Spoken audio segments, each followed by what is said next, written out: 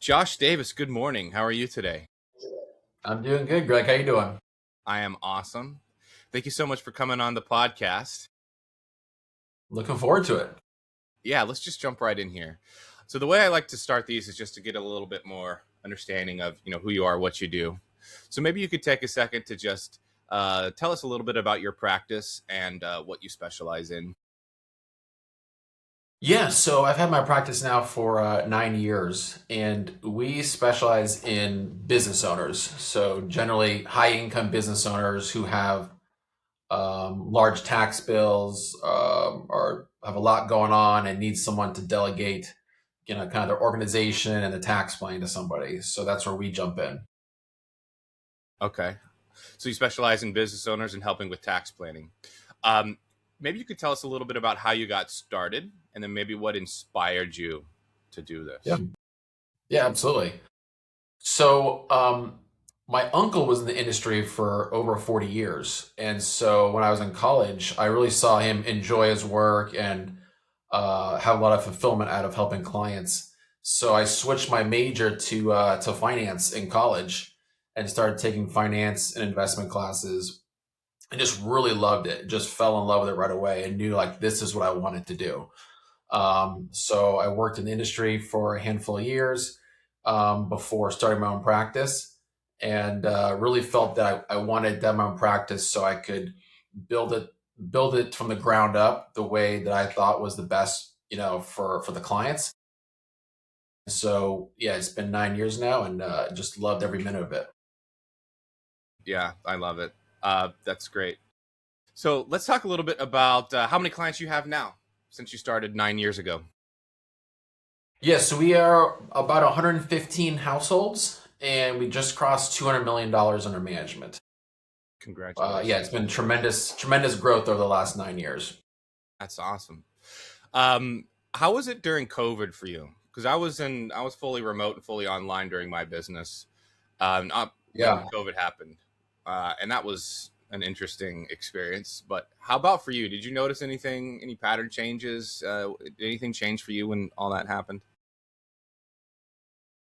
yeah. I mean, COVID was a wild time, but I mean, a lot of my clients who are business owners were just scrambling to keep their business afloat and stuff like that. So Hmm. diving in and helping them with PPP money and stuff from the government to help them. So kind of trying to stay on top of those government programs during that time really helped our clients so they can focus on the day to day and the business and not have to worry about learning about the government programs out there. So we definitely try to show our value add during that time. Yeah. But it was just a crazy time in the markets and with the lockdowns and stuff like that. But I feel like we came out of it really good and we landed a lot of clients that year from kind of our high level of service. So. Do you think that was because there was just so much going on and they just needed some help? They had too much to kind of worry about and focus on, and having you think more about the money and all of that made it easier. Is that what kind of drove them to you? Yeah, knowing that they could rely on us for, tax updates or different programs. And then also from new clients, people that just saw that their advisor really wasn't doing anything for them. And when the markets were crashing, they weren't getting phone calls, they weren't getting updates. And so that's when people really start shopping around and seeing what else is out there. And so if they talk to any of our clients, they'll get referred to us because they get told how much hand holding and help we offer them. So Yeah. Maybe we could start there. Because I like to, during these episodes, I want to talk, I really want to learn more about your clients and kind of how you serve them, what it looks like for them. I know that with business owners, a lot of times, especially if it's your first business, you could do, when it comes to finance, you can do a lot of things reactively, especially when it comes to like taxes. One year it's really good, and then you get your tax bill, you're like, oh, damn. So yeah, that might be what prompts them to reach out to an advisor. But maybe you could describe more the typical person that kind of comes to you. Is it a tax thing? But what's a typical situation that you might lead them through that prompts them to reach out? Any patterns? Yeah, I would say the two main ones are taxes. So their income is just skyrocketed and they're paying tons in taxes. And so they'll ask their CPA, like, what should I do? And then the CPA will refer them to us and we'll kind of work with the CPA on some strategies. And then the other one is retirement, right? So they have real estate, business, different stuff going on, and they're like, "Can I afford to actually retire? Next year or 5 years from now?" Hmm. And so they ask for referrals, and they get our name, or they find us online, or they get referred through a CPA. And so we'll kind of help get them organized, make sure they're on track, try to save them in taxes, make sure their state documents are all up to date, and the way they want it. And so we kind of bring organization instead of having an insurance agent out there and a state attorney, a CPA. We'll kind of wrap it all together and get them like organized plan, and the clients love it. They're just like, we feel so much more organized and know Yeah. what's going on now. It's kind of like wrapping And a so bow around everything almost. exactly, yeah. And so we play the financial quarterback where we're bringing everything together and then we're explaining it to them so they understand it. A lot of times they'll have this estate plan but they really have no idea what was set up or what's going on, and so we'll help summarize their insurance plan, their estate plan, what's going on in their tax return, what levers we can make adjustments to. Um, so yeah, those are the two main ones, though, taxes and retirement. So Okay. So let's dive into this a little bit. Sounds like one of your primary clients business owners, which that's awesome. I'm a business owner too. Owner retirement. That's an interesting thing because a lot of times business owners don't necessarily, they're often entrepreneurial and they might not necessarily want to retire. They might just want a new business or to sell it. So anyway, this is me a long way for me to get at. Like, help me understand maybe the differences and the patterns you've noticed from a business owner who's looking at retirement and just a career person, an employee who's looking at retirement. What are yeah, some of the yeah. differences there? Any thoughts on that?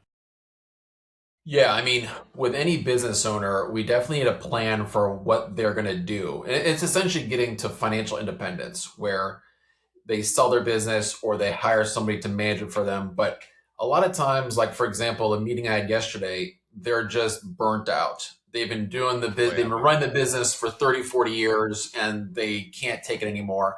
So maybe it's bringing in management and making it more passive, but keeping the business.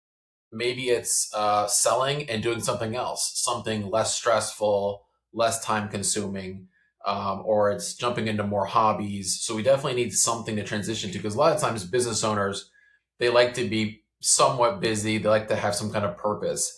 So just Hmm. going from a full-time business to nothing is not necessarily a good plan always. So having a plan in place and what the next few years of transition are going to look like is really important with business owners. Okay. I love that. Yeah, that's interesting because I know that, I've been burnt out before and it is a lot of work. There's a lot of pieces, there's a Mhm. lot of moving parts, there's a lot of pressure, right? Owning a business, there's a lot of pressure there. So, Yeah. but also, you do want that purpose. You want to feel like you're waking up for a reason in the morning. And I think a big difference between retirement, uh, being in business and an entrepreneur is oftentimes when you're a career person, you kind of know that there's a path that's kind of there for you, right? You go to school, you graduate with a degree. If I get these classes and go through this path, I'll get a degree, and then there's a path there for a career. Yep. But with an entrepreneurship, that doesn't really exist. You kind of have to pull it out of the ether and decide for Yeah. yourself the path that you're going to take. And you might have help along the way, but ultimately that has to come from inside of you. So I'd imagine that there's differences between how somebody who's had a more traditional career and somebody who's had a more typical experience in business in how they approach thinking about retirement and what comes after. Have you noticed any patterns? Yeah. Yeah, I mean, I would say, I mean, every business owner entrepreneur is different, and some like taking a lot more risk, and some don't like taking risk, right? So sometimes you have a business owner, and they'll have 1 million or 2 million of cash sitting in the business, right? And they like to have that cash in the business, but it's not really earning anything from them. And there's other business owners who want to start 2 or 3 businesses and risk everything on one business. And was like, okay, maybe we should dial it back, have a Hmm. safety net, take it easy and stuff like that. So, and then also, does the spouse or the kids work in the business, right? So that's another aspect as well. So maybe it's not working out to have all the family in the business, and we need to have something else for the kids to do or your wife to do or something like that. So there's a lot of aspects to entrepreneurs and business owners that's a lot more complicated than just somebody who's a W-2 employee at the same company all their career. Yeah. Yeah, a lot more moving parts, a lot more nuance. Um, all right, so let's talk a little bit more about maybe that the what's on the mind of your clients when they're meeting with you for the first time or thinking about possibly working with you. Um, so they've been referred to you by a CPA, or they've had this huge tax bill and they're like, "Oh damn, well, what do I do?" So they're meeting with you for the first time. What are some of the questions that they typically might ask, or some of the concerns that they might have that they'll bring to you when they meet with you for the first time?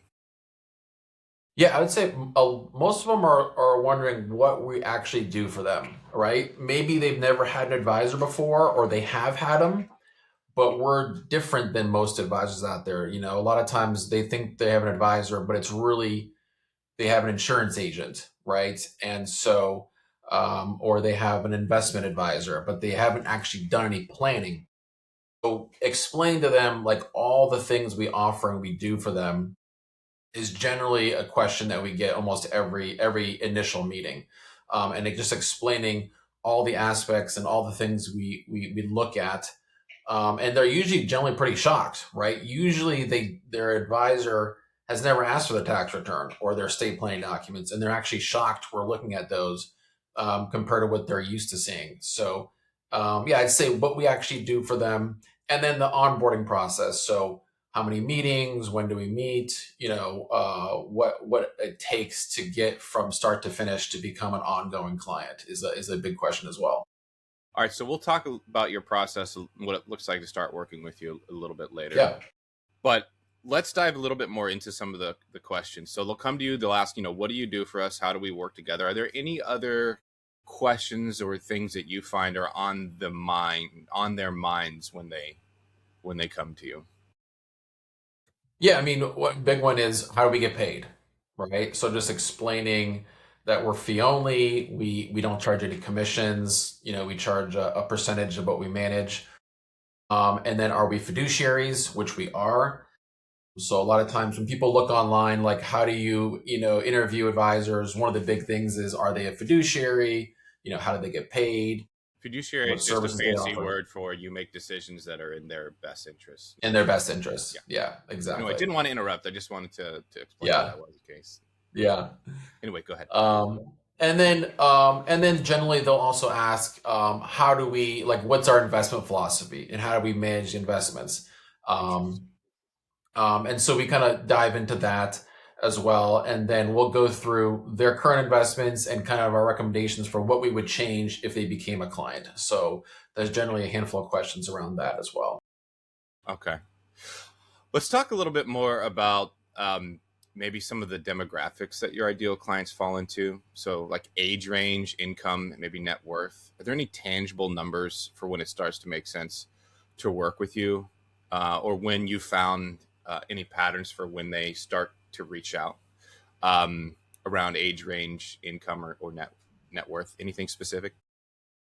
Yeah, I'd say most of our clients, that fall into our ideal niche are between ages of 40 to 60.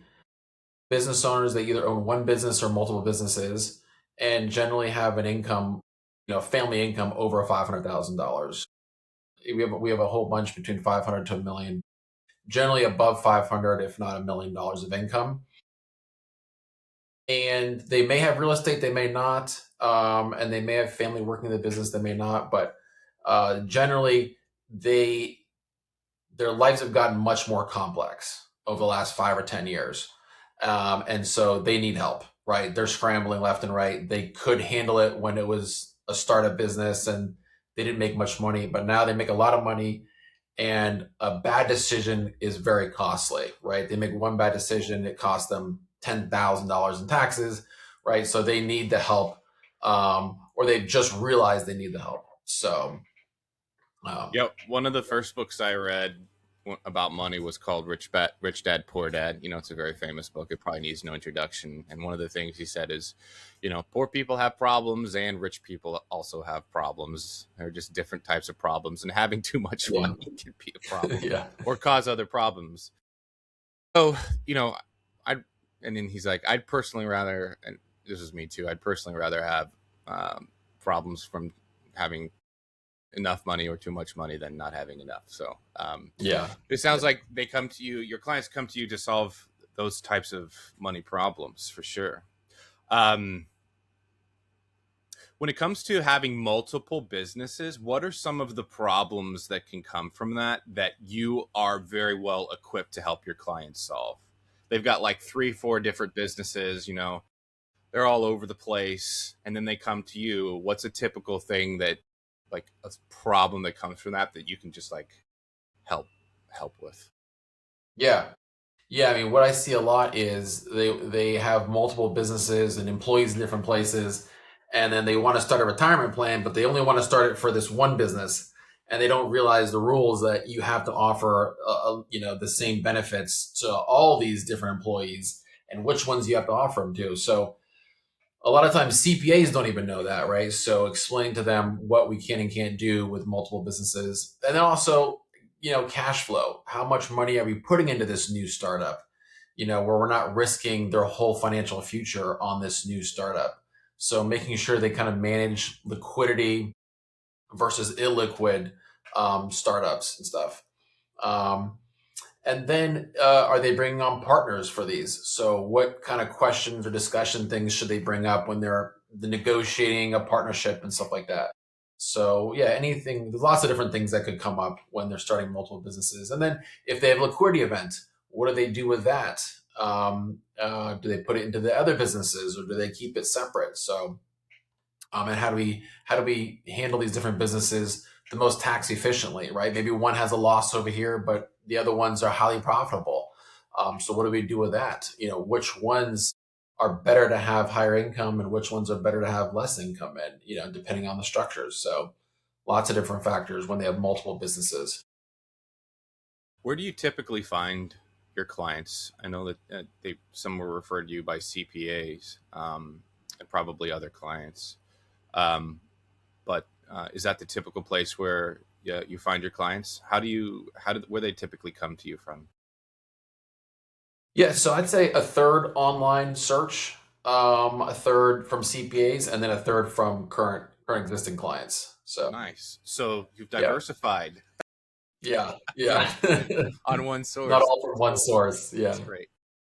Okay, so I know we're spending a lot of time on how you work with your clients, but I think that's important because anybody who's considering, especially a business owner, working with you, you'd want to know, have an idea of what it would be like to work with you.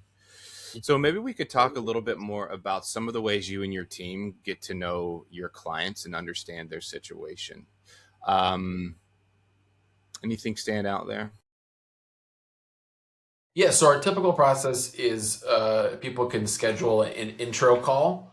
So it's usually 15 or 20 minutes, and they can book it through the calendar on our website, davisprivatewealth.com.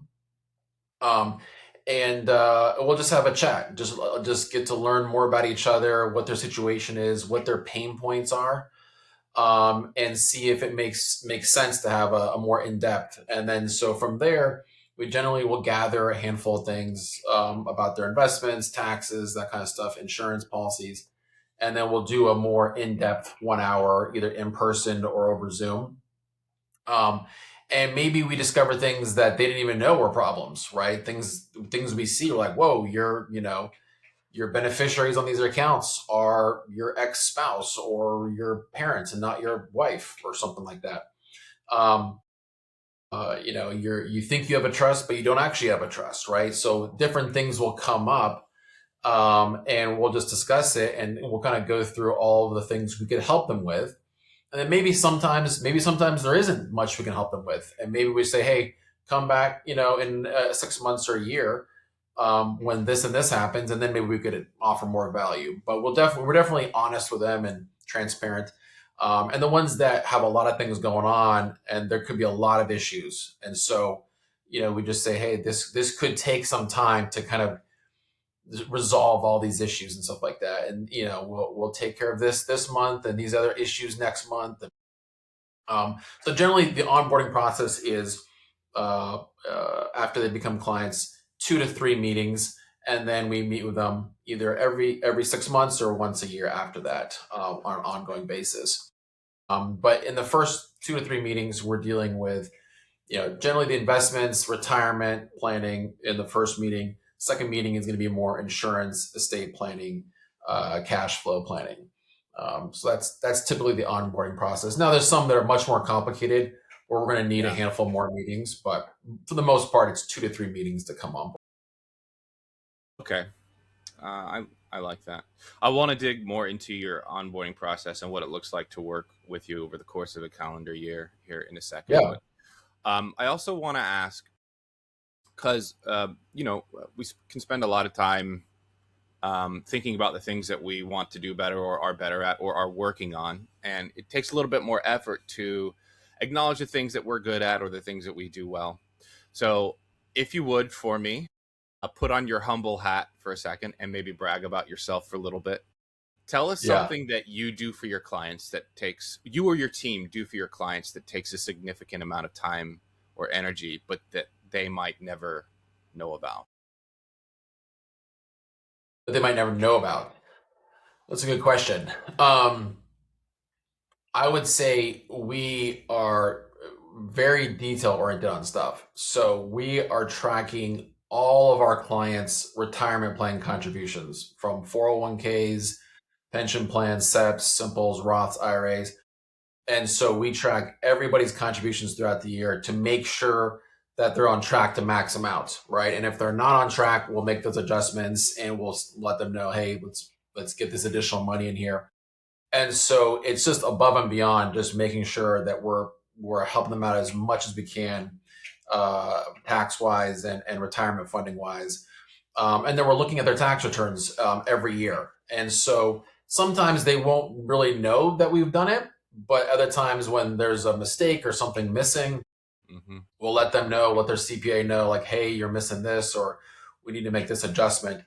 And so we're going above and beyond to help our clients because it's what I would want somebody to do for me, right? I Right. want Yeah. somebody looking at that and making sure everything looks good and we're not missing any opportunities, right? Because I feel like if you're not getting a high level of service, a lot of things can fall through the cracks, especially as a business owner's life gets more complicated. Way more things can fall through the cracks if you don't have somebody looking out for you.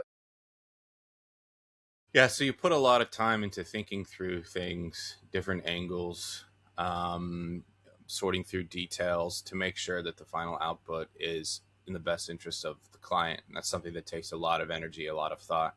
Probably also spend a lot of time keeping up to date on changes Mm, so that yeah. you're working from the most current information. And I could see how that would be really helpful to a business owner who has many other things to worry about and think about.